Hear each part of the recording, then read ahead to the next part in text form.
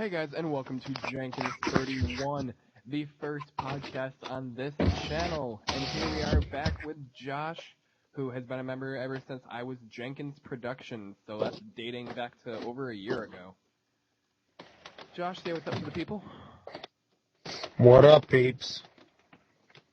Alright, so there's been a lot of speculation lately, especially with this whole A-Rod fiasco. Will he actually retire and take up that special advisor role with the New York Yankees? Will he go and play for another team such as the Miami Marlins? Will he this, will he that? So that's what we're talking about today, and we're also going to talk about Carlos Gomez and his speculation. For those of you who don't know, he was designated and then released by the Houston Astros, only hitting not very well this year. He's been hitting, I just have it. Oh, there we go. He's only hitting .210 on the season, so he was doing better than A-Rod, but not by much. So, Josh. Yeah, A-Rod's batting 200.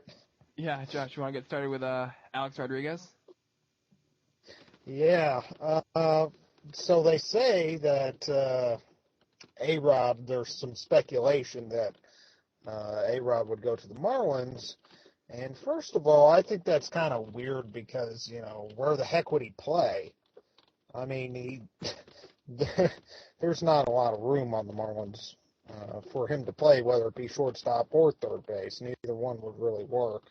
And especially since it's a National League park, he can't be a DH, so what would he do? Well, anyway, let's see here. I have it here somewhere. All right, so A-Rod told his publicist earlier today that, the speculation from playing the Marlins, it's not happening, and he says he's happy being the advisor for the Yankees, and I can't say I blame him, because he'd be making a crap ton of money just being an advisor. Yeah, he's basically keeping the same money on his original contract, the $20 million a year. Yeah, for the 1.5 years or 1 1/3 years, whatever you look at, it doesn't really matter. He's not playing $20 million a year, so it's like $20 million. Yeah, so it's like 130 some odd thousand for the rest of this year, and then $20 million next year to be a special advisor. Yeah, which is ridiculous money. I mean, could you blame him on that? I wouldn't want to play either if I'm already guaranteed that. Ken Rosenthal tweeted out the other day, it wouldn't bar in his agreement with the Yankees. So he would still have that contract with the Yankees along with whatever contract he signed for this year, next year, whatever. Well, that's a very good point. Like, let's say he signs with the Marlins for this year and then re-signs next year for like $1 million. So he'll be making roughly let's see, the league what you can sign a player for right now is about $17,300. So do the math, like $147,300 million, or $147,300. There we go. I can talk for the rest of this year, and then $21.3 million for next year, if he were to do that. Which is still ridiculous. Yeah, but what they had talked about doing is, because they have Martin Prado, we all know how versatile Martin Prado is, have him go take over in one of the outfield positions, probably left field, shift Yelich over to right, because Giancarlo Stanton went down with a grade 3 groin strain, it's out for the rest of the year. Still have Ichiro sit the bench, who hit 3,000 MLB hits, by the way. Right, he did do that. But have Ichiro sit the bench and then just have A-Rod take over at third base. And leave, Justin Bohr or whoever over at first? Yep. So I mean, it's definitely plausible, but I don't know. Martin Prado's more than capable of playing the outfield. He's played at least a few games everywhere he's gone anyway, so it's not like he can't do the job. I mean, he used to be mainly, I believe, a left fielder. Yeah. He was more of a infielder for the Braves, I know, until he went out to Arizona. I can't remember who it was. But Arizona. yeah, Arizona. There we go. But, yep, he's more than capable of doing it. Now, if they were to do that, they're a half game out of the wild card right now, with the St. Louis Cardinals are sitting with that second wild card spot. Yeah. So the only wrench in it is Giancarlo Stanton is going to be out until the playoffs if they make it. right. So they're going to have to do all this without Giancarlo Stanton. Okay, I'm sorry. Yankees just beat the first place Toronto Blue Jays 1-0. Not sure what Aaron Judge did. I know he scored the only run of the game, or he drove in the only run of the game. I don't think he hit a home run, I'm assuming. So, all right. Anyway, back to the Marlins. Sorry, just got a little happy that we beat the first place team. But like with what you're saying about like Prado and Giancarlo Stanton, like they now only have 3 active outfielders on the 25-man roster: Yelich, Ozuna, and Suzuki. They need to get somebody, and that's what turns around and brings me to Carlos Gomez, because yes, he's only hitting .210, but he's still doing fine in the outfield. I mean, even if you didn't rely on his bat and only used him for defense, like runs saved and whatever, yes, his runs saved is a -5 with an average of a -9. But that would actually be, I believe, the 3rd highest on the Marlins. Yeah, it would. Yelich is, and obviously, who would that be? Who do you think?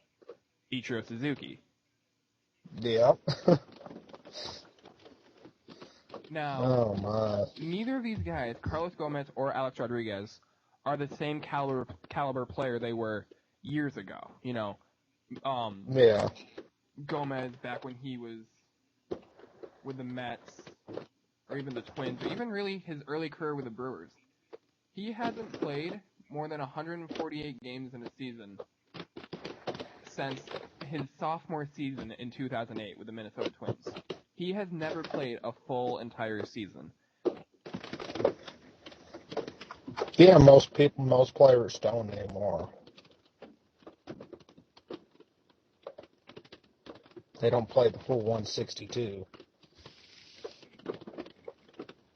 Right. Hold on. I'm just looking something up real quick. I mean, Gomez still has the speed. He's got 13 stolen bases and only caught twice. Yeah. You know, on base of a 272, which isn't great. Slugging 322, and on base plus slugging of .594. And his wins above replacement, not his runs saved, but his wins above replacement is a -0.7. So, I'm not. So they still, if they do get Carlos Gomez, they still might start Ichiro over Gomez, but that would still be that would be a decent guy to have.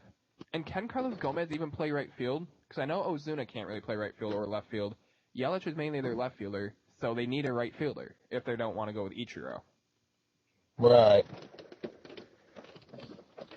And not only that, but can Giancarlo Stanton bounce back from this? Because if you think about it, he hasn't played until the end of the season. It may not have been every game, but he has not played until the end of the season, or all the way through to the end of the season, rather, since 2013.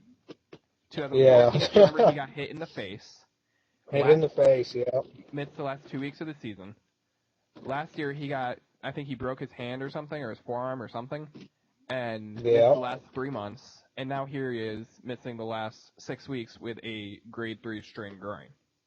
Now, is this gonna stick with Giancarlo Stanton if he opts out of this contract after 6 years? So what is that? Another 4 years from now, I believe? 5 years from now? Yeah, 4 years, yeah. Are they gonna see him, and even next year, is he gonna be seen as injury prone? Or is he gonna be able to bounce back and try and finally have an MVP season? I don't know. You have to start wondering that he is. I mean, not having to end the last 3 seasons, that already spooks up a lot of weird things that have happened to him, and that usually doesn't bode well for people like that. But if he comes back and has MVP of the season next year, then, you start to forget about it. I mean, But right now, absolutely, he's injury prone. I mean, and you can never forget about the injury the injury to his face, because he wears that guard on his helmet now, just like Hayward, just like Javier Baez. I mean, Yep. they're all wearing that guard now, so it's like you can't really forget about that, because he's basically wearing a freaking catcher's helmet. Yeah. No joke. And then there's actually also one more person I have pulled up here I forgot to mention. Jonathan Papelbon got released by the Nationals. Marlins pitching, especially in the bullpen, isn't all that. But they do have, a relatively reliable starter. Or not, I'm sorry, not starter. They have a reliable starter. They have a couple. They have a somewhat reliable closer. Let me just pull up their depth chart quick.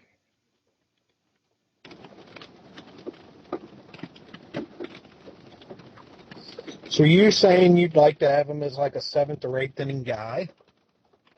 I don't think he would do it, honestly. Like Papelbon, no matter where he goes in, he's like, I'm your closer now, flat out. Yeah, and his ERA is well above 4. It's 4.37, I think.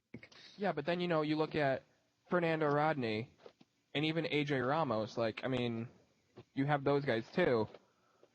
And then you have Bearclaw and Whitgren. It's like, I don't know. And then another thing with the Marlins, they only have 4 active starters. Mm-hmm. They're practically running a 4-man rotation, and I think that they're giving some random guy a start every time. It does seem like it.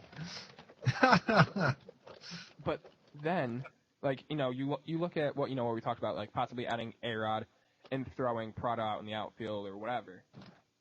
Mm-hmm. But there is actually one person who can play left field if needed, and that would shift Yelich over to right field or give Yelich a day off or whatever. That's Derek Dietrich. Dietrich did great when he covered for Gordon when he was suspended for, what was it, PEDs? Yep. So Dietrich can play second with Gordon, third with Prado, first with actually Chris Johnson. I forgot, Boer's injured right now. And he can also play left field. Mm-hmm. So maybe they don't go after Gomez. Maybe they don't go after Alex Rodriguez. And Papelbon, I mean, Rodney's not doing great, but I mean, he's getting the job done. Yeah.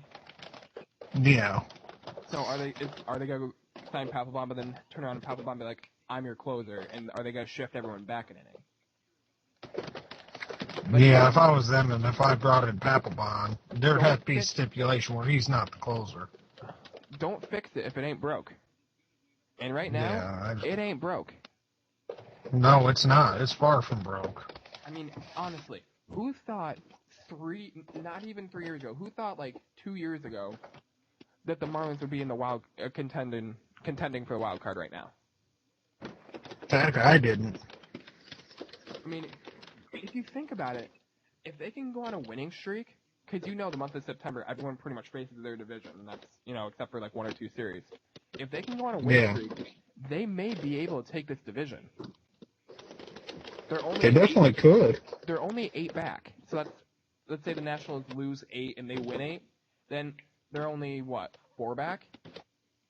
Yeah. And then there's 2 or 3 series against the Nationals right there, too. So there's another 6 games. Yep, there's still a ton of time for the Marlins.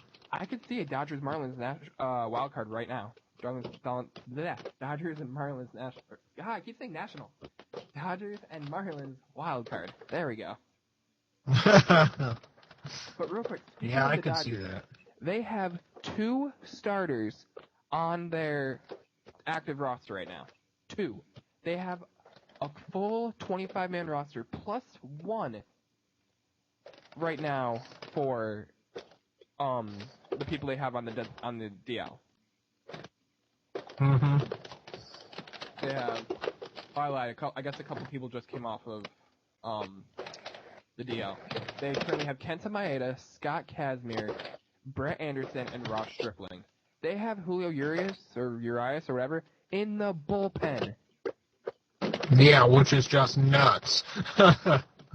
In the but bullpen. Smart. And they have former starter Joe Blanton as their setup man to Kenley Jansen, along with Pedro Baez. So it's almost like not fair. I mean, I feel like they're not trying, but they're Honestly. still winning.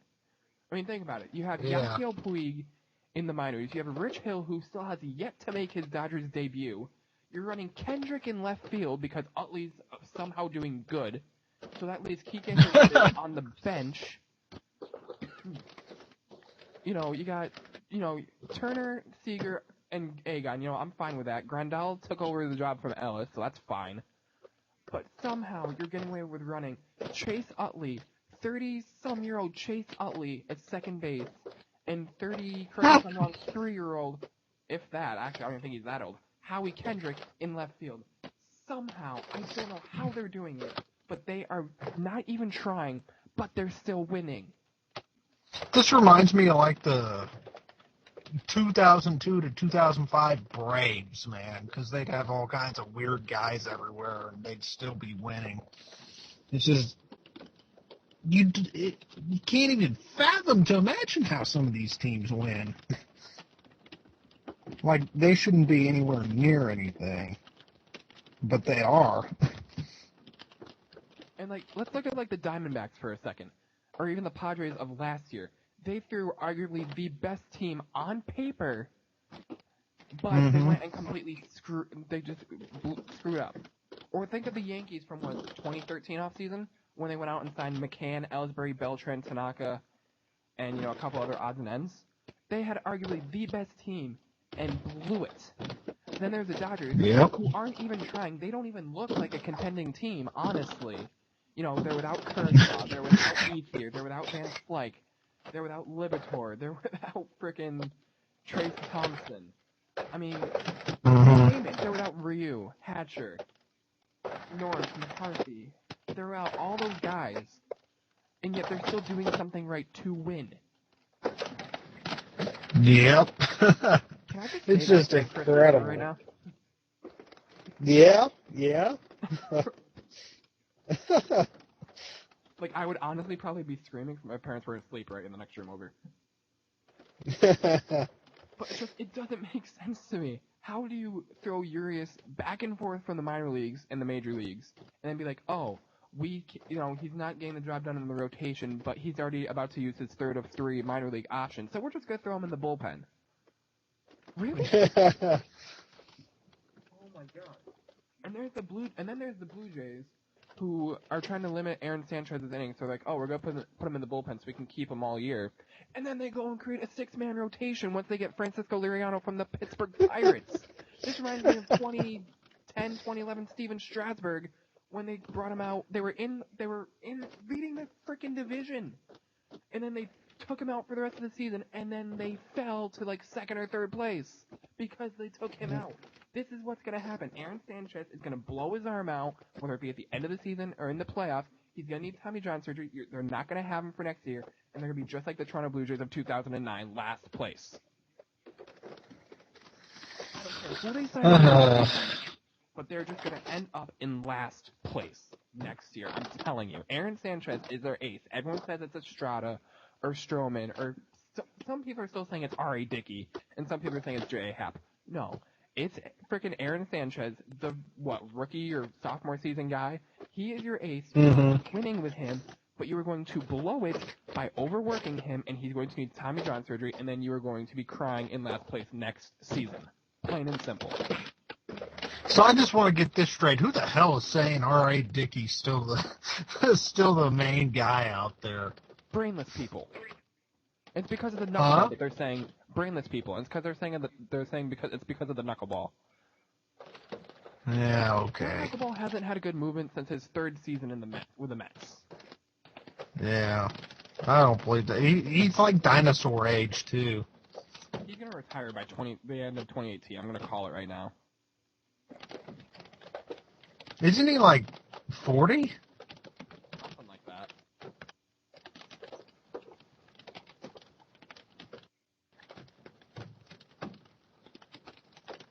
I thought this started off as a But yeah, video, and then I get into a could. rant about the frickin' Blue Jays and the Dodgers. Well, I could tell you this right now, though. Getting back to the Marlins, they might get that second wild card. They absolutely could.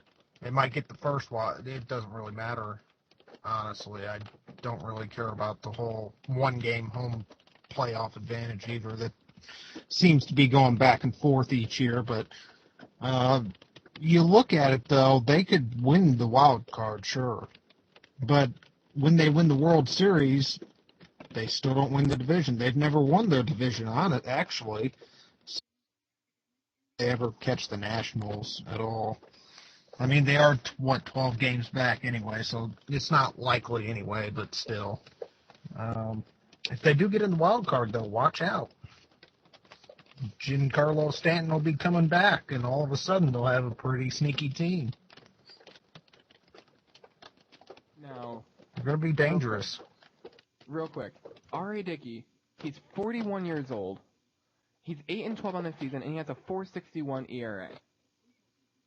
Okay? Yeah, that's not an ace. 142.2 innings pitched. He has 103 strikeouts. That's it. Now let's look at him in his final season with the Mets. 233 innings pitched, 230 strikeouts. Lot better. He hasn't had a winning season of more than just one more win than loss, aka 14-13, or 10-9, or 9-8. He hasn't had an actual winning season since 2012 when he went 20-6. Wow. So refresh us. When did he actually come into the majors for good?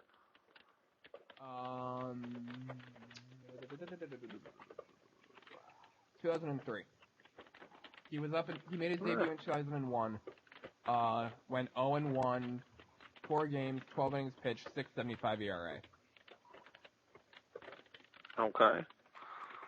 And then, oh no, I lied. No. He was in the majors for good, like never went back down to the minors, unless it was for a rehab assignment. That was in 2008. Oh, okay. That makes more sense. It went 2001, 12 innings pitched. 2003, 116 innings pitched. 2004, 104. 2005, 29. 2006, 3 innings pitched. 1 game, 1 start, 0-1, 18.9 ERA. 8 hits, 7 runs, 7 earned runs, 6 home runs, 1 walk, 1 strikeout, and a 4.71 batting average against.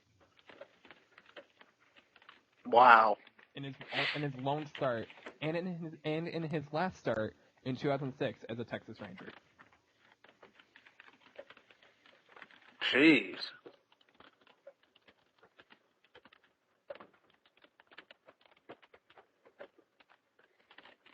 So Yeah, see, I don't remember him before 2008, so that's why. I wish I knew what his contract was. If anyone knows his contract, leave it down in the comments, because I can't seem to find it anywhere.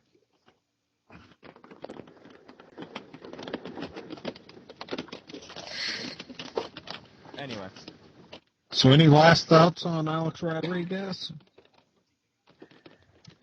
I'm gonna say he's done for the rest of this year, but next year he's gonna sign with the team. I honestly think he really is done. I really do. I don't see any other team that's like I see a lot of teams that might have a small interest in him, but I don't see anybody who is actually going to sign him, like realistically. I mean, I think he'll definitely get like an invite to spring training for sure. But we'll have to see how he does in spring training to see if he makes the team. I don't know. He just played so abysmal when he actually did play this year that just isn't looking like anybody will actually really sign him unless it's just for, putting butts in the seats.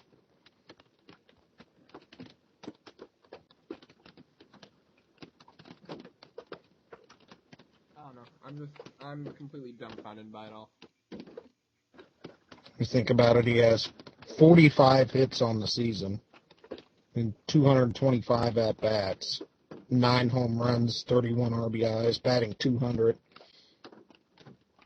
Not too good. He'll probably end up taking PEDs in the offseason, make a team in spring training, and have an MVP-type season.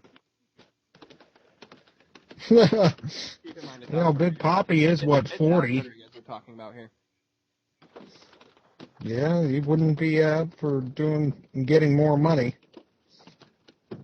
And he has 67 strikeouts, by the way. 67. And that's in 225 at-bats. Yeah, so he's striking out in roughly a quarter of his at-bat, every fourth at-bat. Yeah. That's also terrible. So let us know what you guys think in the comment. Oh, sorry, go ahead. Nope, go ahead. All right. So let us know what you guys think in the comments down below. Be sure to like, comment, subscribe, and share. And we will be seeing you guys in the next episode when hopefully we'll recap the trade deadline. I hope we'll talk about that after this video is over. Anyway, that's it for me, and I'll be talking to you guys later. Peace, I'm out.